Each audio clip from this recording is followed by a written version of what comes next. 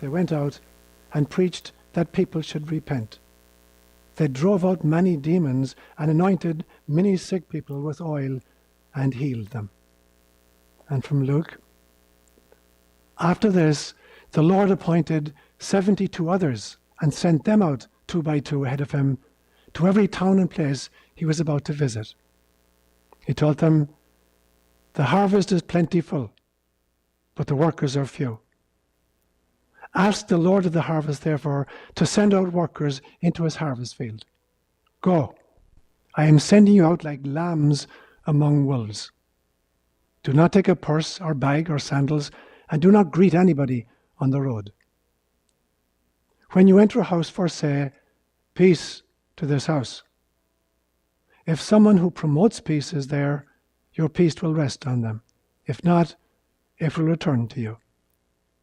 Stay there, eating and drinking whatever they give you, for the worker deserves his wages. Do not move around from house to house. When you enter a town and are welcomed, eat what is offered you. Heal the sick who are there, and tell them, the kingdom of God has come near to you." Words inspired by God. Father John Gary was the greatest missionary I personally have ever met. And in my last 3 years in Kenya, I took over a mission from him, a mission called Kipsarman. It was my last mission in Kenya and his. And there was a big celebration for his departure. And the reason he was departing was the Kiltegan Fathers, that I was a member of for 45 years, had received a request from the Sudan to send missionaries to the southern part of Sudan, where there was a civil war raging at the time. And John had been appointed to lead that team to the Sudan. And he did go there. And in fact, very early on in his missionary career there, he was abducted by a bunch of rebels who frog-marched him around the south of Sudan for about a 3-month period. Gratefully, he survived it and is still alive and hale and hearty and still working. But when he was leaving Parliament and I was taking over, there was a huge big party held for him. The parish council arranged this huge big celebration, and they brought in even a microphone and loudspeakers. And people came from all over the area, and they were bringing John gifts. He was an extraordinary missionary, because not only did he attend to people's spiritual needs, he attended to their agricultural needs, their food needs, he attended to their medical needs. He started clinics of various kinds, and educational needs. He started a high school, and in fact was headmaster of the high school himself for a few years. So he's an extraordinary missionary. So they came from all over, and they brought him all kinds of gifts. Some people brought just maize cobs. Some people brought, eggs. Others brought chickens. Others brought goats. Others brought sheep. He'd had a flock by the end of the day. And various kind of important people gave speeches in the course of the celebration. And then there was an open mic where anybody could go up, and speak to him. And at one stage, there's this young mother who's got an infant, a newborn, holding him. And she leant in to John, not realizing that her voice was carrying over the microphone system.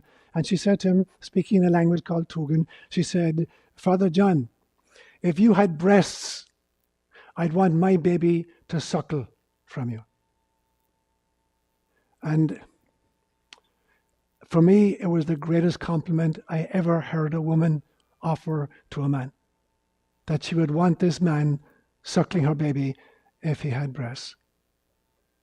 So finally, there was a big diocesan celebration to send John off to the Sudan, a big mass in the cathedral in Nakuru, presided over by the bishop.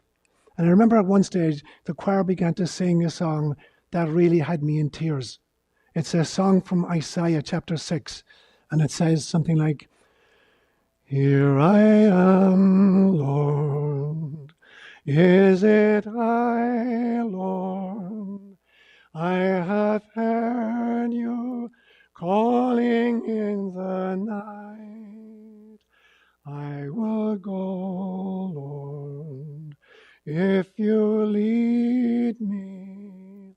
I will hold your people in my heart."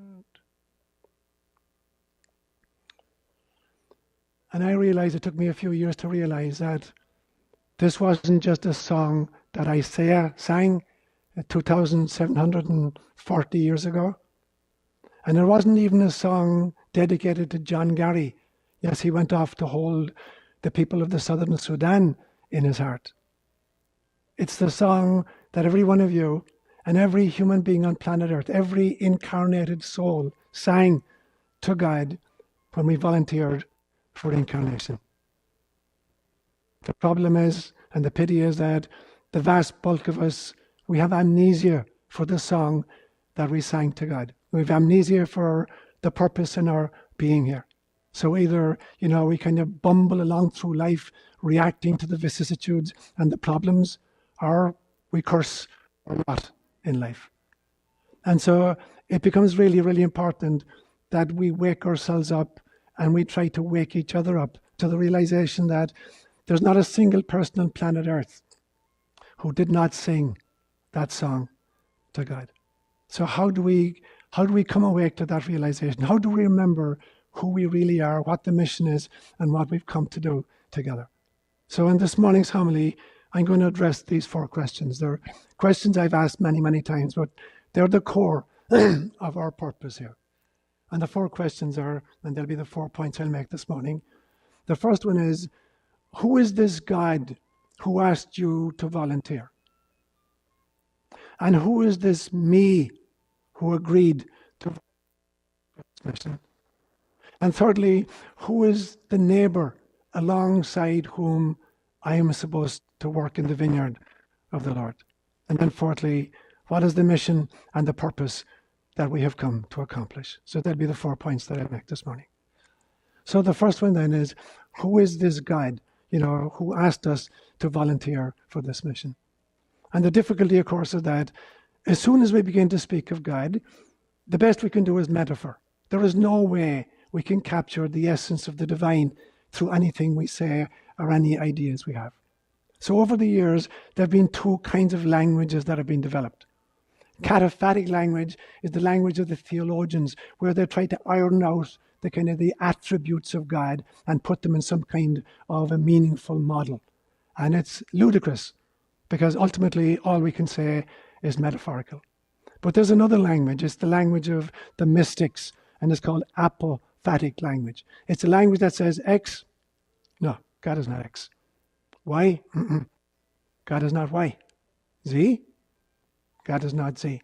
And so by saying what God is not, you back yourself into the experience of God. You can experience the divine, but you cannot articulate it. And so I'm going to use the kind of apophatic language this morning and say, to try to back us into the experience by dismissing the ideas we have. So I'm going to say what God is not for me. God is definitely not the dysfunctional, rageaholic parent that we find in the book of Genesis chapter 3 particularly, who throws his pre-rational children out of the Garden of Eden and all of their progeny forever and ever amen because of a silly mistake that 2 little kids called Adam and Eve, who couldn't distinguish between right and wrong because they hadn't yet eaten the fruit of the tree of the knowledge of good and evil, are thrown out of the garden by this totally dysfunctional parent. God is not that parent. Neither do I think that God is this cosmic psychopath who in a fit of rage wiped out all of creation in a flood. I do not believe that who his God is. I don't believe that God is this, what became a kind of a prototype to justify the doings of the Stalins of the world and the Hitlers and the Pol Pots and the Genghis Khans, that God did not mandate his people to go on a rampage of serial genocides, wiping out everybody with whom they came in contact. I do not believe God that is that God. I do not believe that God is partisan.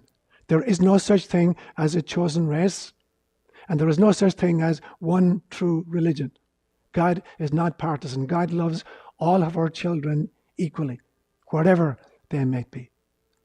I don't even believe that God is a creator.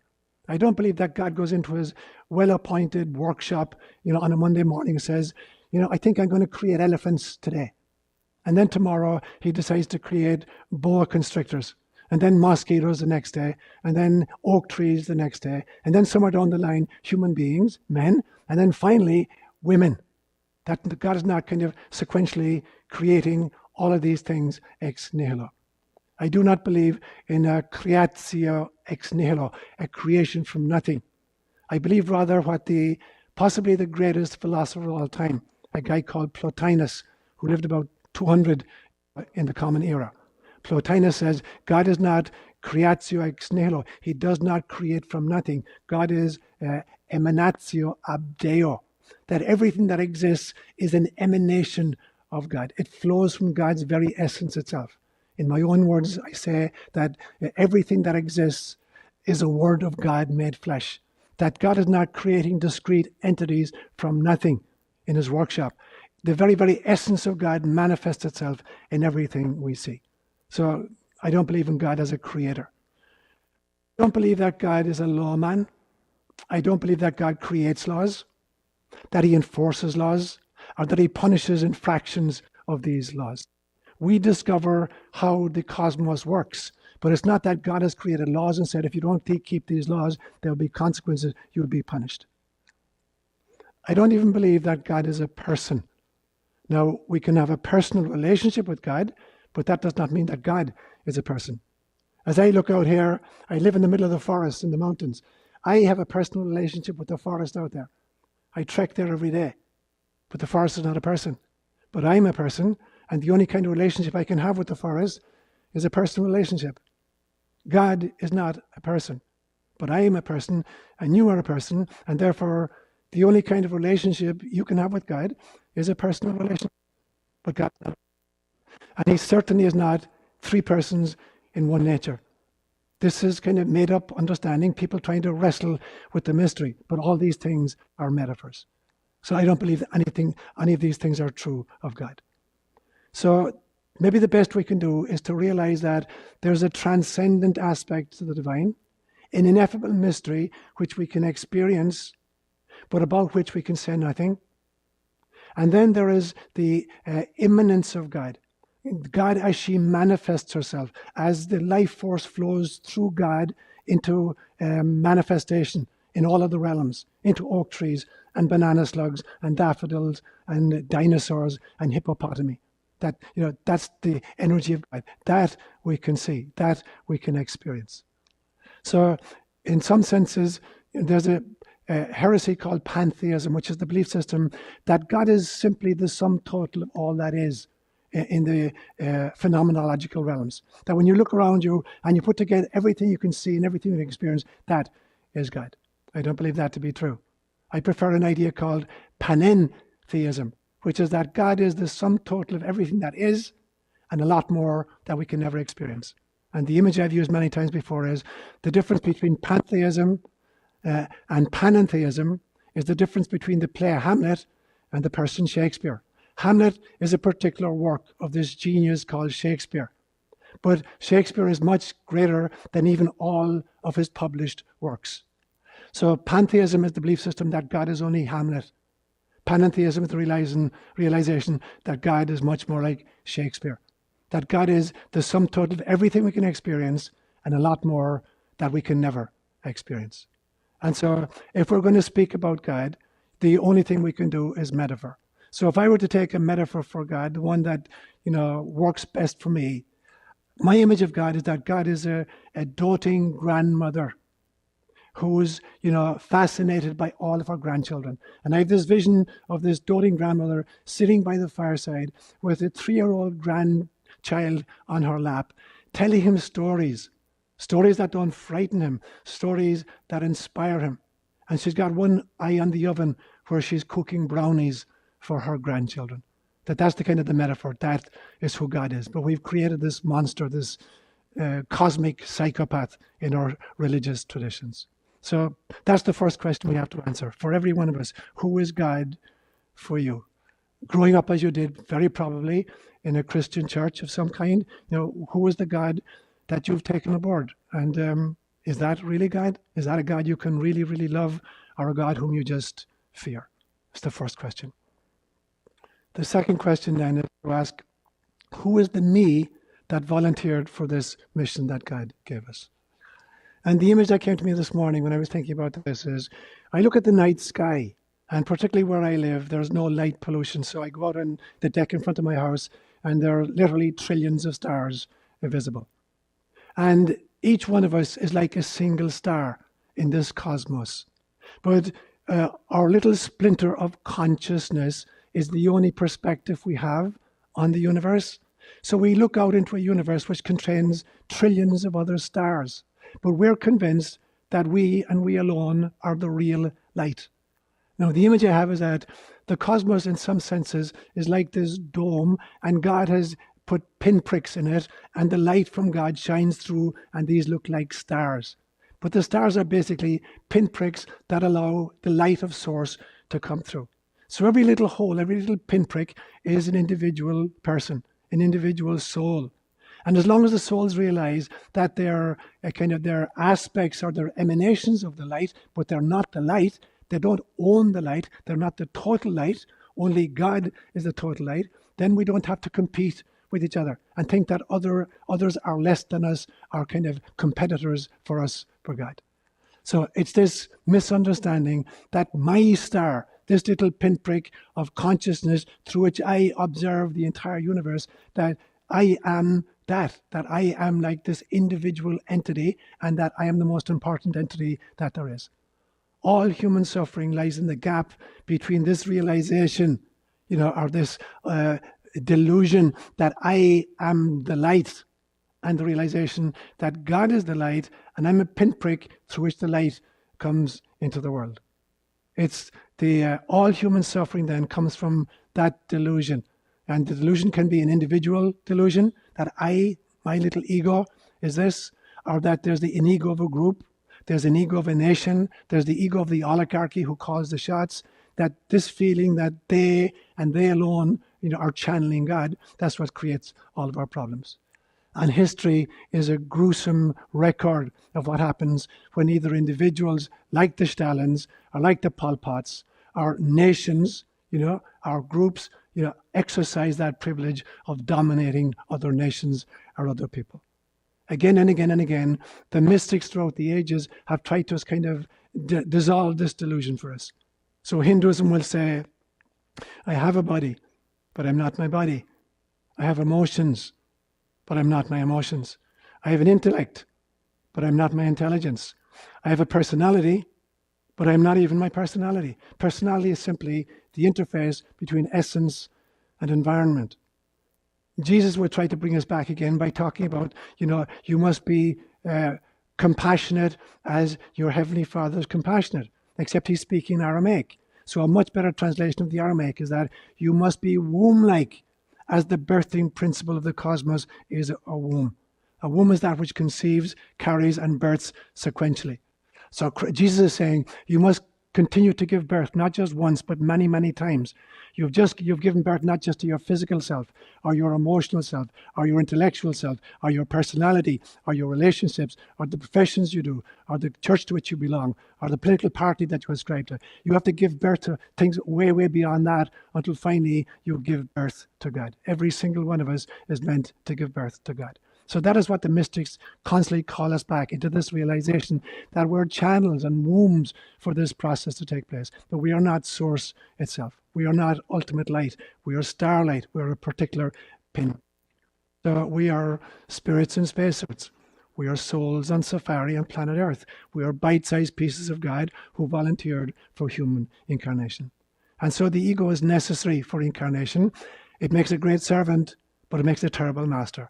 We have to come to the realization that the ego is simply the chauffeur in the limo of life. The ego is not the VIP sitting in the back seat. The VIP in the back seat is the soul. So that would be the second great question that we need to answer. Who was the I or the me that volunteered and said yes to God? Send me, I will go, I will hold your people in my heart. The third great question then is to ask, who is my neighbour alongside of whom I am meant to labour in the vineyard of the Lord? There was a great movie I saw years and years and years ago, one of the funniest movies I've ever seen, called The Frisco Kid. Any of you guys ever seen it? The Frisco Kid. It's a story about Gene Wilder is the main actor in it. And it's a story about Gene Wilder is this ultra-Orthodox rabbi who just graduated from a yeshiva, a training school for rabbis in Poland. And he graduated bottom of his class.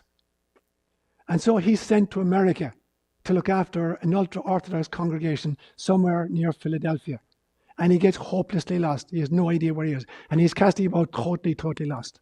And all of a sudden, he sees these group of men with long black suits and long grey beards and very somber faces. And he says, oh my God, it's fellow Orthodox. And he rushes up and he says, Landsman. And they're, of course, they're an Amish, a group of Amish. They're not ultra-Orthodox Jews. So the word he's using is very interesting.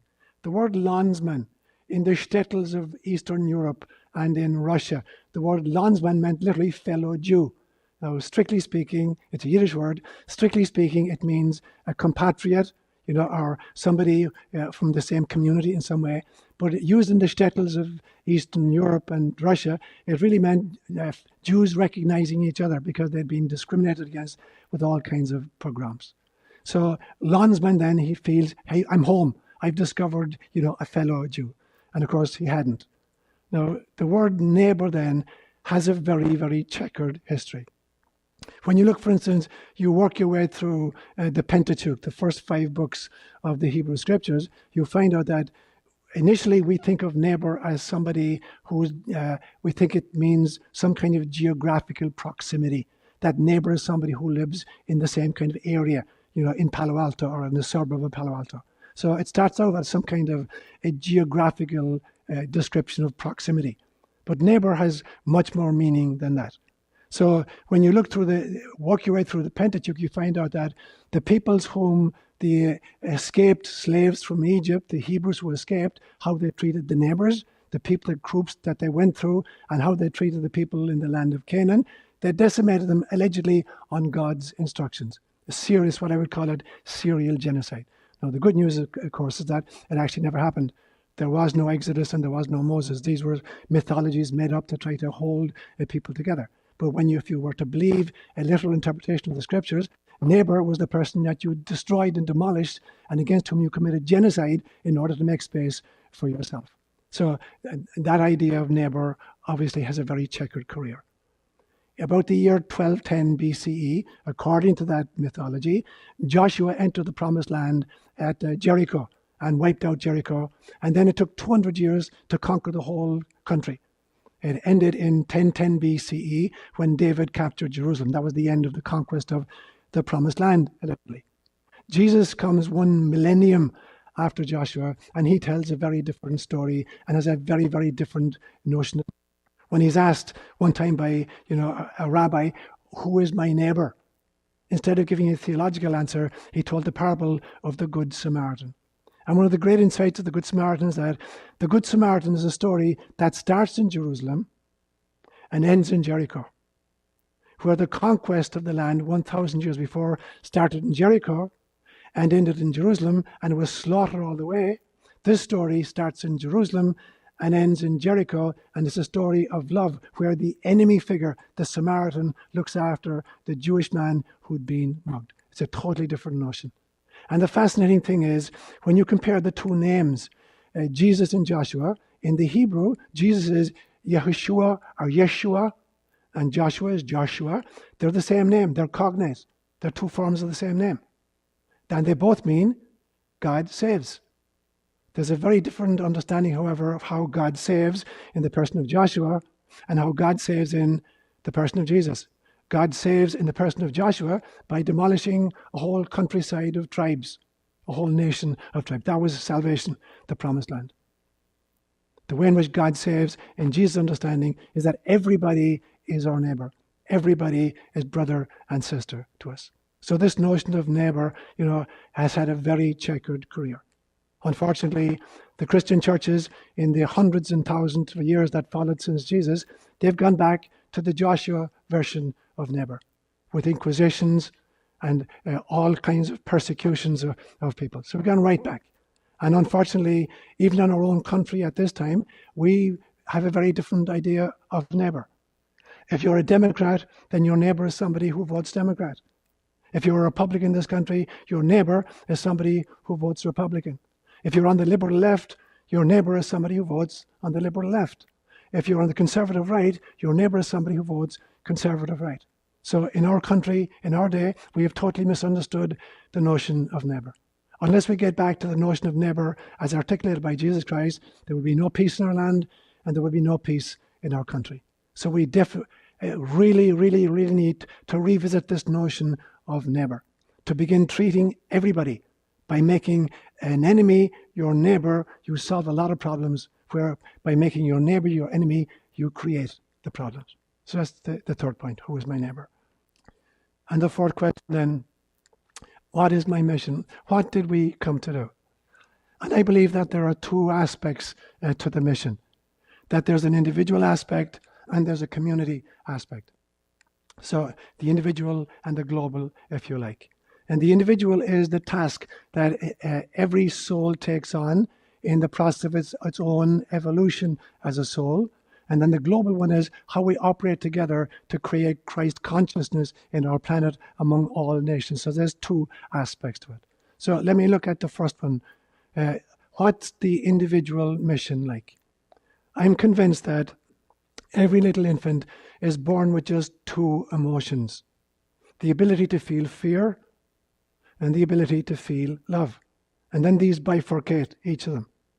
When fear is self-directed, it becomes anxiety or depression. When fear is other-directed, it becomes anger or even rage. When love is self-directed, it becomes self-esteem. And when love is other-directed, it becomes compassion for other people. Then you have four pieces. These four pieces combine and permute in various ways.